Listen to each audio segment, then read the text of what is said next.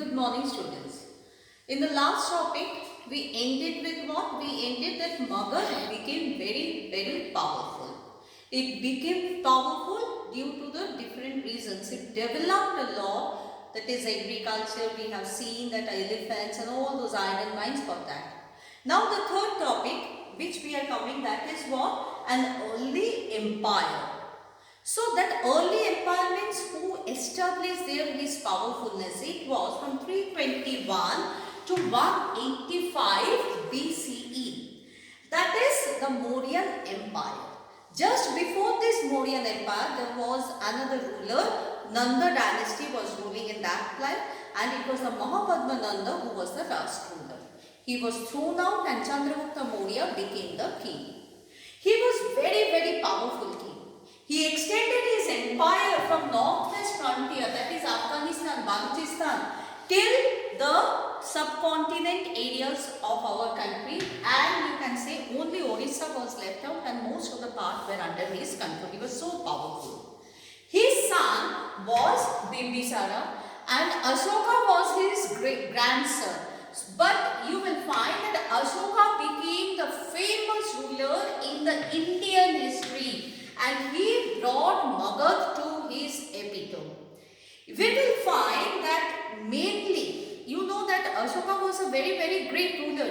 He was so ambitious that he wanted to bring India whole under his control. He wanted to be an emperor. And you know the difference between a king. King wants to be in a smaller part. Emperor means a bigger, larger areas will be under his control, and he did it. He went for the war Kalinga. But you all know that after seeing those bloodshed and all, he changed his life. He totally came out of the war, and in the whole history, you will find only Ashoka who gave up war, and he wanted to spread religion throughout the world.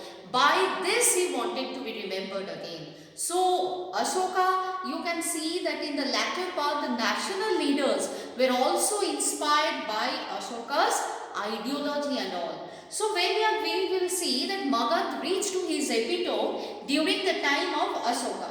Even he wanted to spread the religion, that is Buddhism and all.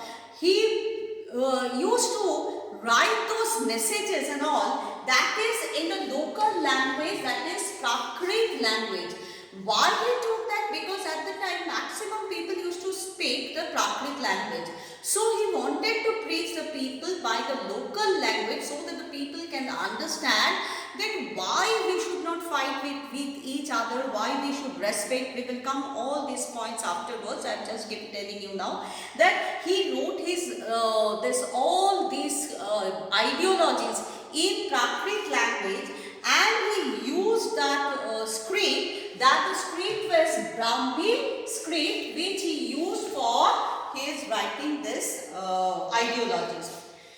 In the northwest frontier, that is in Afghanistan and all Pakistan areas, he wrote that it is in the Kharosthi script, and that was the Aramaic and the Greek scripts he used there, because most of the people were speaking in that. So we will find also that the Greek people came during the time of Chandragupta. Even it is said that Chandragupta Maurya had his Greek wives also. So we can see that lot of influences of Greek country was there during the time of the Mauryan period. We will start the next topic, that is how do we come to know about these Mauryas. That means we need some text, we need some inscriptions and all. So we will come to the next topic, that how we come to know about the history about the Mauryans. So let us stop up to this much. Thank you.